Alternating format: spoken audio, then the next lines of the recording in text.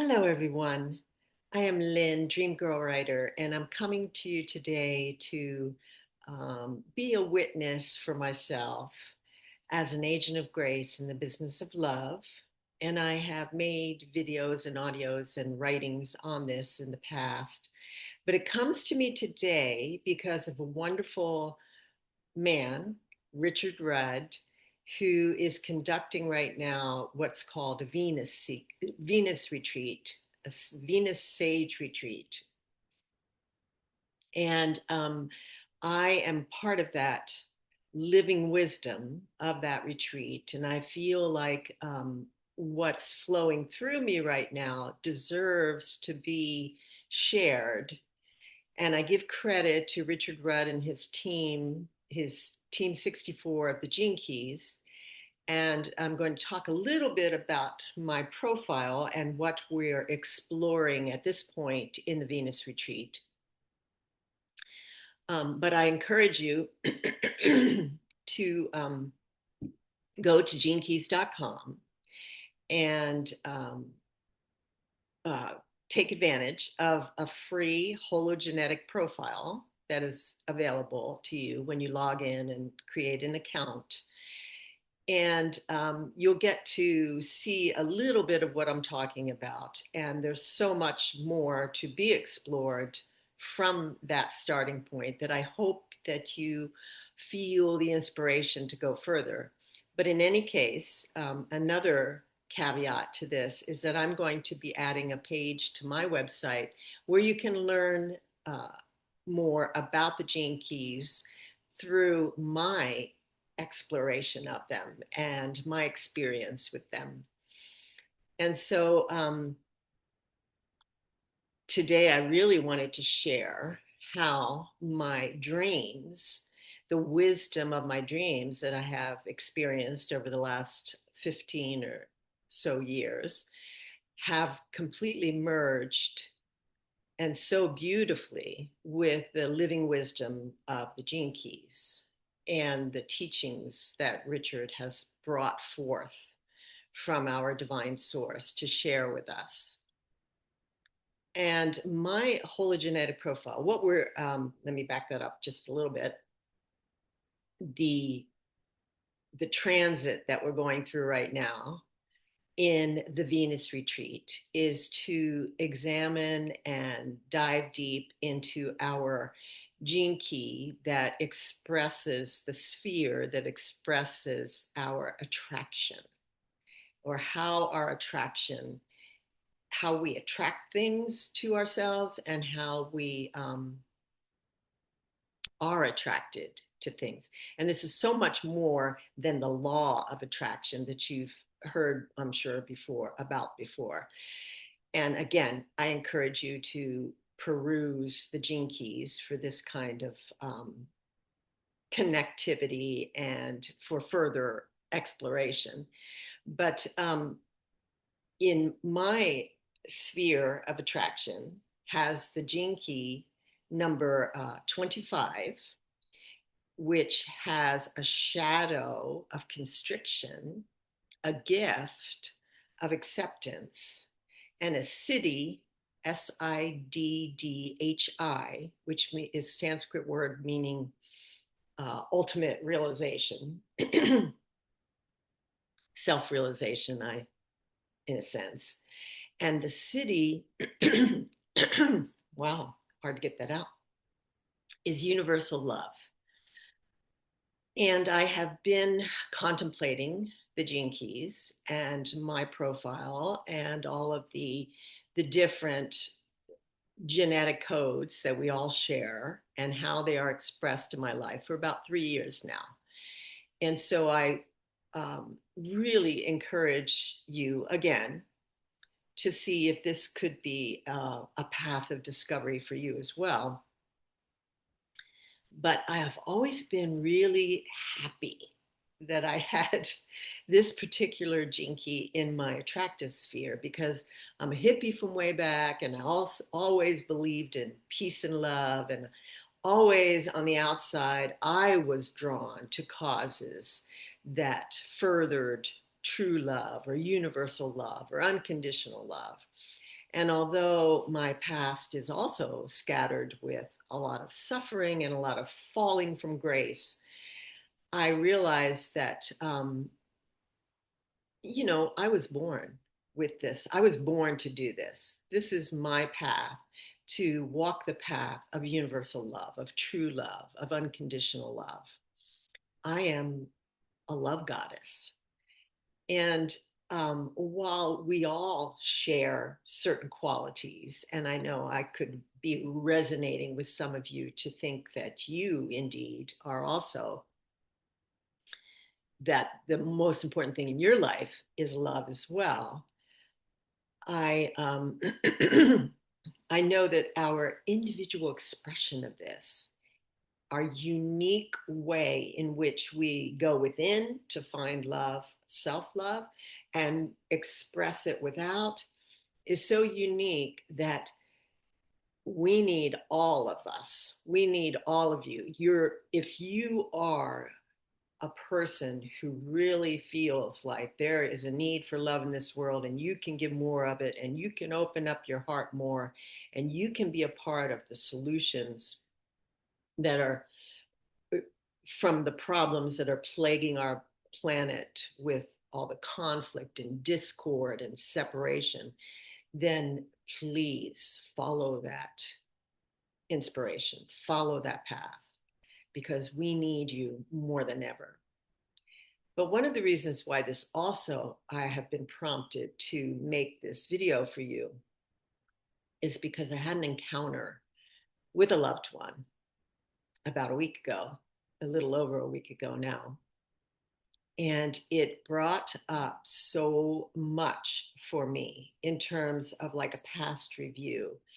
And it took me back to what I'm calling, I wrote in my journal, original sin. It took me back to a place in our relationship almost 15 years ago where the first lie came between us. So, in other words, we had just met and we were totally in love, and it was just an exhilarating, blissful experience. And all of a sudden, the snake came into the garden.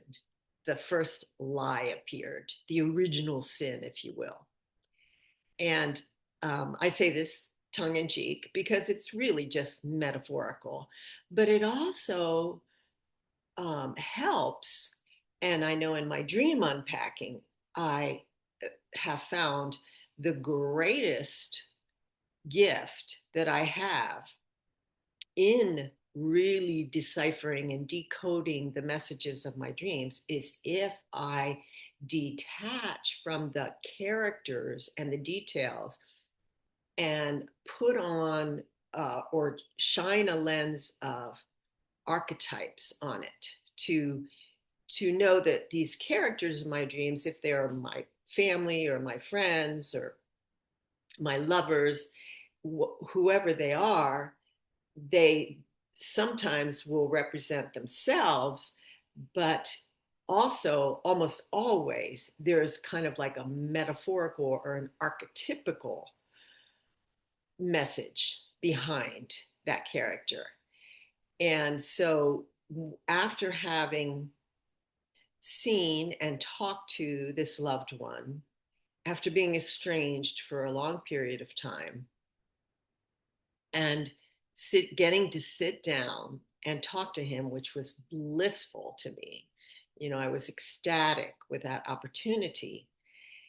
And having it end in conflict and me getting up in anger and walking away, I had to really be with that. I had to really own or contemplate or go within to, what did I do? Did I just sabotage something that I feel like I'd longed for, like our reunion? Did I just react? Did I behave badly and kind of negate the what could have happened as a result of that? And of course, I had a big cry afterwards, and I had a outpouring of emotion. And so I stayed with that, and I owned that and allowed it, and got to the point of acceptance of it, which is my gift in my sphere of attraction. And then I had a series of dreams. And of course, I was musing upon it for days and doing a lot of walks in nature and downloading and upgrading, if you will, and had a number of epiphanies right away. But when I finally settled into the real gem of wisdom that came from it, the real core of that conflict, it took me right back to a time, an event in the first week after we had met, where we both lied to each other. He withheld something from me that was very important to our continuing the relationship in honesty and intimacy. And I, knowing it, pretended that it was okay and hid my dissatisfaction from him because I wanted to be with him so much. So I kind of sabotaged myself, disrespected, dishonored myself for the so called benefit of being able to continue to be with him. And our relationship went downhill from there. And we had our moments, a few moments. The first part of it had been so blissful, and our union together was like a sacred communion to me. And I'm sure it was to him, because there's no way that that is one sided. And yet, after that beautiful awakening and blissful encounter, then our shadows cropped up. And this number one thing that I came to all these years later after another encounter with him took me all the way back to that first lie. It was the first lie that brought our relationship down, that took us down. And, like Eve eating of the apple in the garden. And be assured that I am not um, confirming any particular religious point of view. I am simply using archetypes here. And I'm the last one that would say that it was the woman's fault that anything happened. But there is a divine masculine and divine feminine of us that I'm talking about. That union of the divine masculine and the divine feminine that is the support for true love and universal love. That was shattered. That was divided. And duality came into the picture. And that is what my concept of original sin is, that we see ourselves separate from each other. And there can never be universal love on earth unless it is all of us together recognizing the oneness of our being, that we have these beautiful individuations of consciousness that we are sharing through our individual personality and paths. But our source is one. Our source is sacred union. Our source is divine love. And the thing that I also want to share that had even maybe even a more impactful effect on me was the fact that I felt so free when I discovered this. when I discovered how I had betrayed myself. The freedom of that is indescribable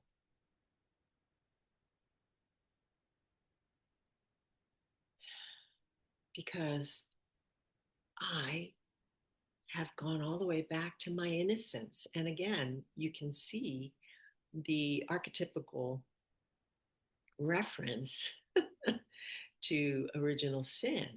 You know, when we lost our innocence, we lose our innocence when we see ourselves as separate, when we choose to react or fight or push away or withhold love, we're saying that you have a problem and it's not my problem. And you do this and it makes me feel this way. Or if you stop doing that, I would feel better. And both of those things are just exacerbating separateness. They're just making, using a problem to as a solution, using a second problem, putting a second problem on top of what we think is a solution to the first problem. So, I guess my message to you today is do your best to stay in love, to return all non love or all conflict with love, to take yourself out of a situation in which you do feel reactive, or even if you have reacted, to take the time to own that, to embody that, to embrace, well, that trigger came from me.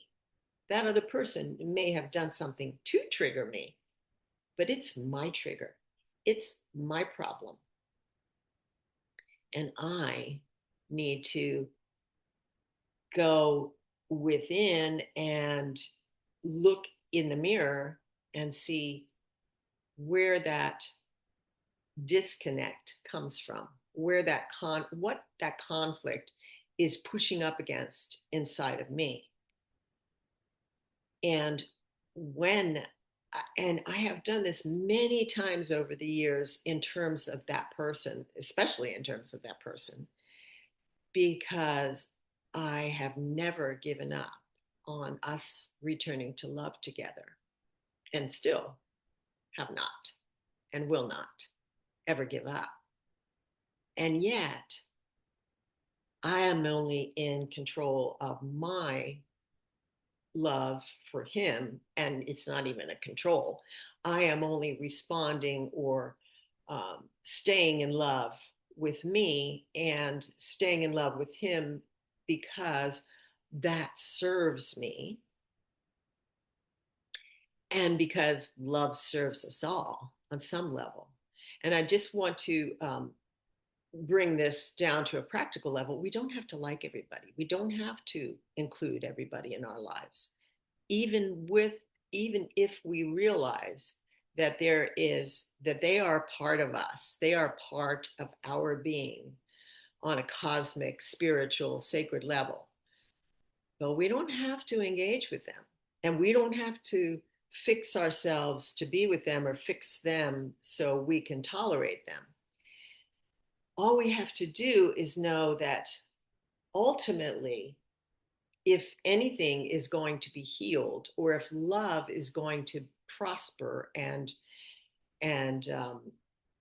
uh, be, in order for us to have more love, that it starts here.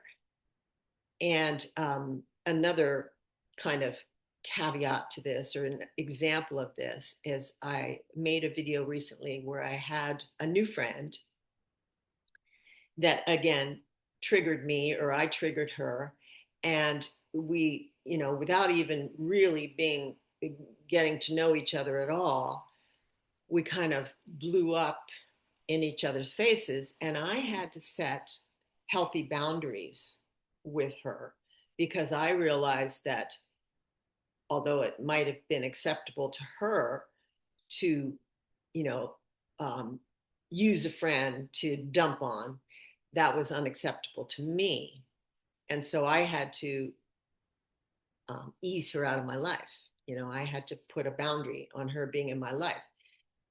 I still love her in a sense that I would be welcoming her in again if she and I were on the same page in that regard. But until she is, then we are unable to be in each other's presence, as far as I'm concerned. You know, so it doesn't mean that you have to be a bleeding heart in order to believe in universal love, and it is an ideal, and it's something that, as humans, we are not yet there as a race. We are, this is something for our future, and it may be thousands of years into the future for all I know. But to hold that ideal while we're dealing with the everyday problems of, handling the relationships, growing through them, paying the bills, and taking life as it comes to us. So I've digressed a little bit, but I want to just really inspire you to know that, to look at conflict, look at yourself in the mirror, and really take courage to own the good, the bad, and the ugly about yourself or about anyone else. And to know, well, we don't have to own someone else's behavior, but to know that when they do offer us conflict, and I use that word offer because what they are doing is allowing us to see into a hurt part of them. They are allowing us, when somebody comes at us with negative energy or conflict or accusations, they're allowing us to see their fears and their hurt child inside. And if we can find the courage to know, to give them as much compassion as possible in the moment, but to detach from taking that on as ours, from entangling our shadows in theirs. If we can take the time, pause, contemplate, take it to heart that when it seems like they're rejecting us, to know that no one can ever reject us. They can only reject themselves. And when they reject us or are appearing to reject us or insult us, it starts with them. And it really is their problem. And so we can keep it as their problem or let them have their problem, but keep compassion for them and also to use it as this wonderful mirror to look within ourselves, especially if we are highly triggered by it. Now, there's some people I can look at, like in a stranger on the street having a meltdown or, being crazy. I can look at that, and most of us may be able to do this without feeling triggered, or I can look at them with compassion. And I can also not say, they need to go away. I can see it for what it is and see it as their problem. But when it's a loved one that's rejecting you, or a person that you want more than anything to admire you and to love you and to be with you, well, now that's a different matter. And that trigger, that mirror that gets held up to us is the most beautiful mirror of all, because that can take us right back down to our core wound, and to get us to look at that, to feel that, to embody that, to embrace that, until we come to the freedom of love, the freedom that true love for ourselves, for our being, for our collective being, that love, to get us in touch with that, then truly that is the best gift of all. So I'll stop now. Thank you for listening. And yeah, may you know true love for yourself. May you be an agent of grace in the business of love. And may you help to heal the world with each time you go within and clear another one of those shadows that we all have. Thank you. Bye for